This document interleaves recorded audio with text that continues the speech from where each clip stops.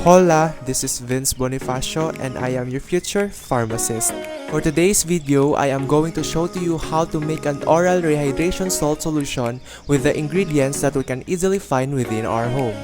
Before we proceed in making the oral rehydration salt solution, I am going to give you first a little bit of information about it. Oral rehydration salt solution is usually used to replace the fluids and salts that our body loses when we have dehydration, usually caused by diarrhea and vomiting.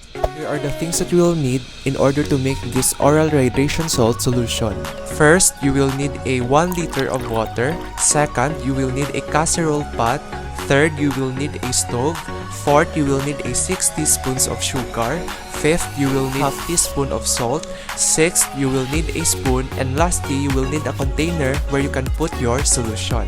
Now, let us proceed on the things that we need to do in order to make this oral rehydration salt solution. First, transfer the 1 liter of water into the casserole pot and cover it.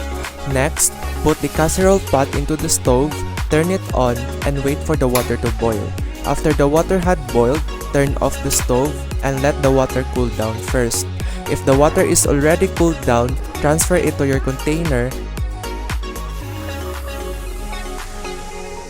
Then add the 6 teaspoons of sugar and the half teaspoon of salt. Continuously mix it until both of them are dissolved by water and put the cover of your container.